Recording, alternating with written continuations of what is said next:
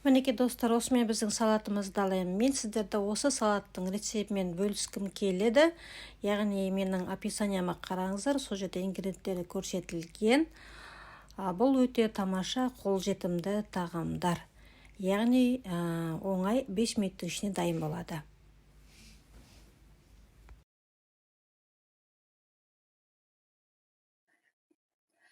Қайырлы күн, баршаларыңызға сәлем, менің сүйікті көрермендерім. Бүгін біз өте керемет нәрсе жасамақшымыз, яғни алдағы уақытта жаңа жыл келе жатыр, соған дайындық дегендей. Ең бастысы бұл тағамдар өте қарапайым тағамдардан жасалынатын, өте дәмді, өте керемет салат. Яғни 5 минуттың ішінде жасалынатын салат, соны сіздермен бөліскім келіп отыр. Соңына дейін жалықпай, ерінбей қарауларыңызды сұраймын. Ал бастаймыз. Ал достар, бұл біздің салатымызға қазір керектісі мынау қара өрік, яғни слива. Бұны мен ыстық суға салып қойдым жібітіп тұру үшін. Қазір бұның суын төгіп дайындап қоямыз. Яғни мінекей жібітіп қойылған. Қазір бұл уже дайын. Одан кейін бізге керек грек жаңғағы. Мінекей және біздерге 4 жұмыртқа керек болады. Және де мынау тауықтың етінің мысалы ысталған түрі де болады, немесе жай ғана орама еті де болады. Және де пияз керек болады, және де сыр. Одан мынандай грейви керек болады. Яғни жартысын біз деген бұны әрлеуге қалдырамыз, жартысын ішіне турауға қалдырамыз. Ал енді бұған қосылатын тағамдар әрине майонез керек болады. Және де біз бұна жуаны турап, оны бірінші тұздап, сәлет етіп, біраз уақытқа қойып қоямыз. Содан кейін барып бастаймыз. Ең бірінші біз қазір жуаны тураймыз. Осылай турап аламыз да, бұны біз қазір тұзды суға және де сірке суына, яғни мынандай яблочный уксус деп айтылады. Осыған біраз бұқтырып аламыз. Қазір біз достар яблочный уксустан сәл ғана 1 столовая ложка жетерліктей осындай құйып, жуамызды біраз кішкене өлтіріп аламыз. Үстіне сәл су қосамыз. Сөйтіп біраз араластырып, бір 5 минутқа пока мыналарды турап боламыз дегенше біз бұны бөлек қойып қоямыз.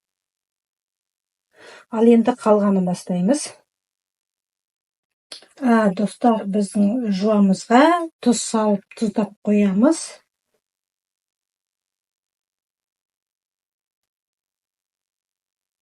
Уксусы бар ішінде, су араластырды, тұздады. Біраз уақытқа қалдырып қоямыз.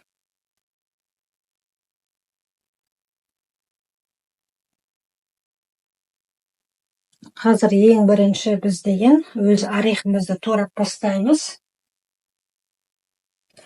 Мен ұмытып бара жатыр екен, айтпақшы, бұл салатқа және де осындай болса брокколи, болмаса жай ғана укроп, петрушка и салат қажет болады. Ал брокколи бұл қоссаңыздар әрлеуге қосуға болады, болмаса қоспай қойсаңыздар да болады. Қазір ең бірінші біз грек орехін тураймыз.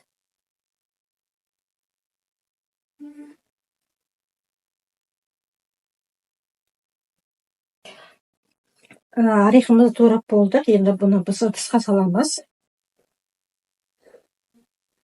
Енді үстіне жақсылап қара өрігімізді турап бастаймыз.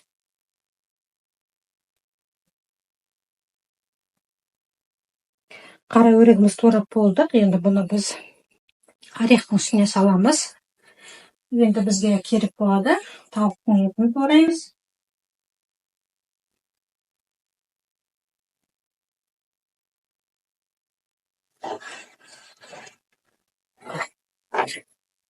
Бұны кубик қылып тураймыз. Бұның орнына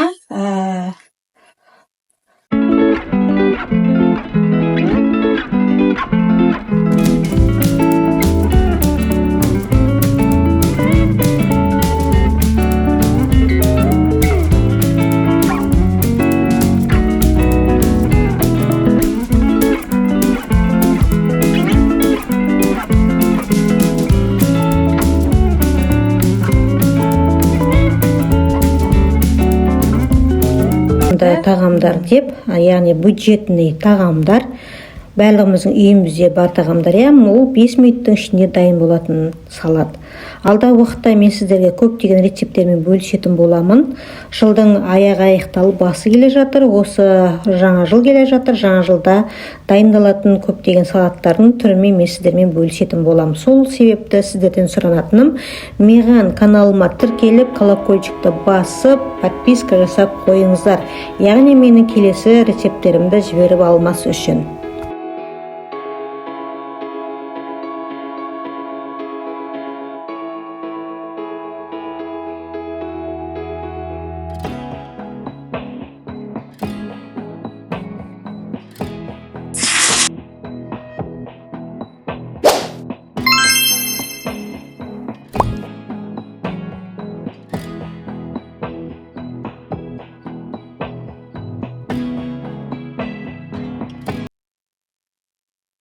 Достар, менің сүйікті көрермендерім, лайк басып, комментария жазғандарыңызға көп рахмет айтамын. Алдағы уақытта мен сіздерменен көптеген рецепттермен бөлісетін боламын. Сол себепті менің каналыма тіркеліп, колокольчикті басып қойыңыздар. Мінекей достар, убечауымыз тура болды. Енді біздің турайтынымыз сыр болады. Яғни сырды біз үгіткіш арқылы өткізіп аламыз.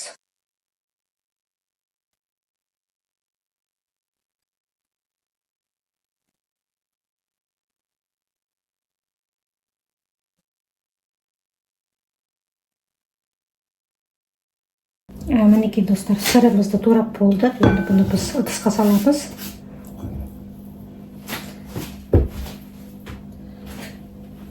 Енді жуамыздың ішіндегі суын төгіп, бетіне салатын боламыз. Бетіне жуаны саламыз.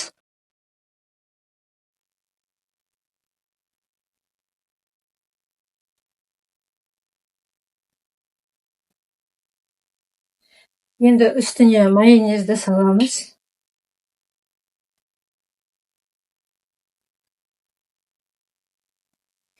Кемінде мен 3 қасықтай саламын. Қандай майонез болса да болады, ең басты өзіңіз жақсы көретін майонез болса болғаны. Достар, қазірге мен 3 қасық салдым. Бізде әлде майонез қалды. Бұны жақсылап тұрып араластыратын боламыз. Достар, енді майонез салдым. Енді бұны жақсылап тұрып араластырамыз.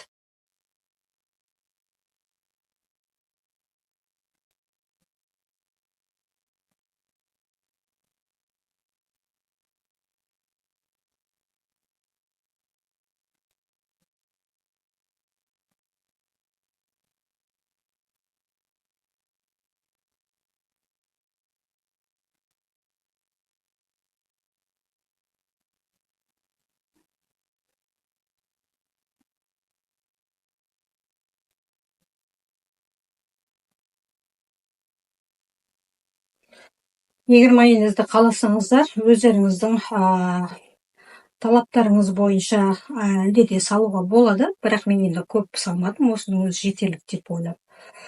Маған жетеді деп ойлаймын әлі. Майонезді онша көп ұнатпаймын. Ал егер сіздер қаласаңыздар, сәл тағы да қоссаңыздар болады майонезді. Міне енді осы салатымызды жақсылап ыдысқа саламыз.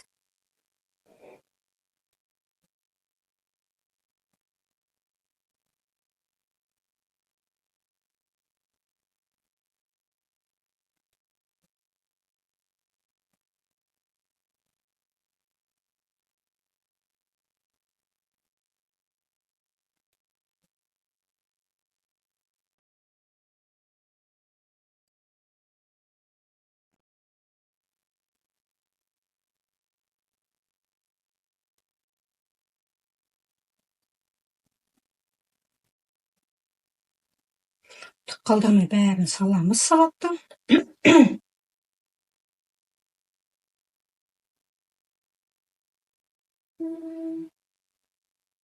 Достар, мен алдыңғы видеоларда арықтататын смузи жасап салған болатынмын. Және де бауырға өте пайдасы зор. Чечевица супын жасаған болатынмын.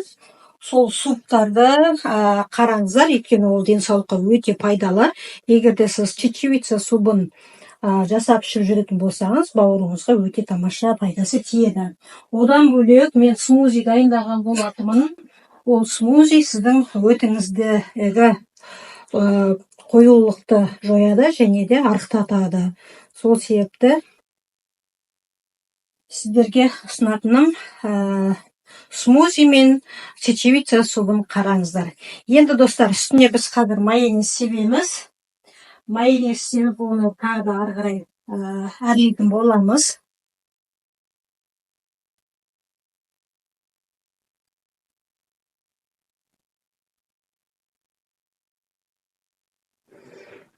Жай ғана осылай майонезбенен әрлеп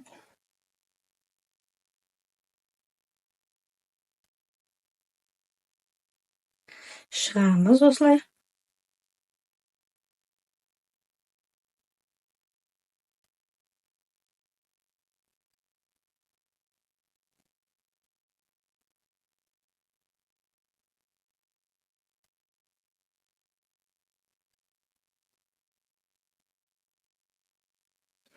Бетін бірыңғай тегіп аламыз осылай.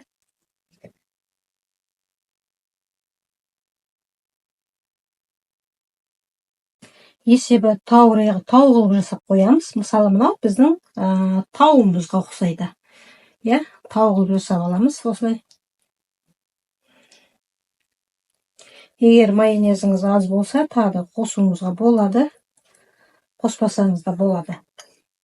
Енді ары қарай біз мынадай петрушкаларымызды алып, өсіп тұрған талық ұсатып әрлейміз.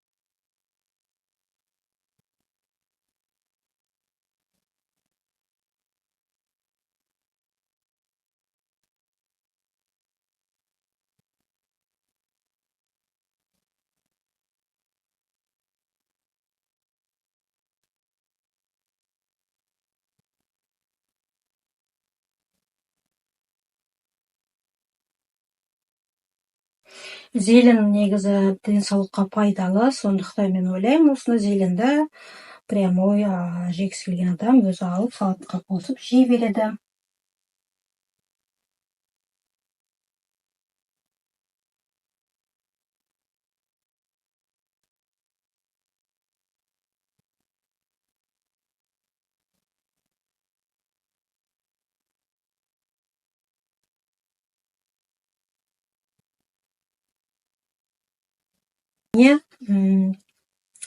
Брокколіні керек жерлерге осылай өсіп тұрған талық ұсатып, бұларды да бірнеше жерге бөліп қойсақ та болады.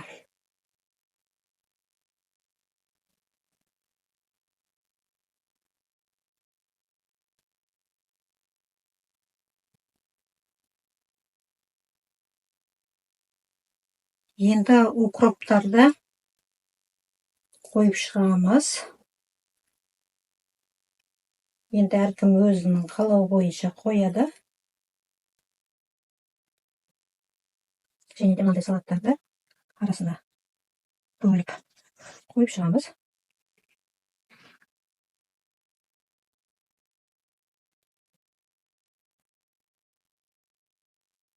Бұл салатты мен өзім ойымнан қалап жасап шығарып отырмын.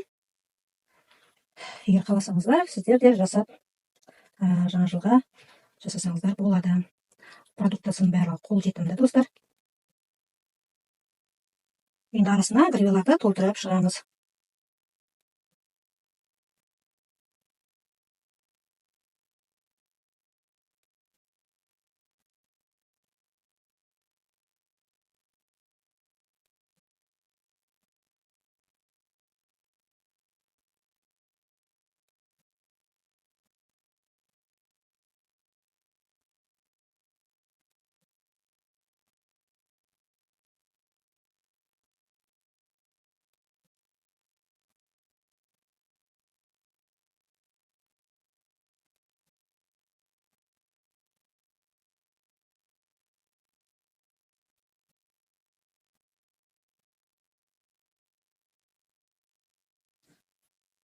Осымен гребеміз жетеді деп ойлаймын, керек адамның өзі. Ал жиялатындай етіп жан-жағына қойып қойдық. Мысалға мен бұл гребені өте жақсы көремін. Жегенде де дәмді, сондай. Болды достар, осымен біздің салатымыз дайын. Енді салатымыз дайын. Достар, біздің салатымыз дайын.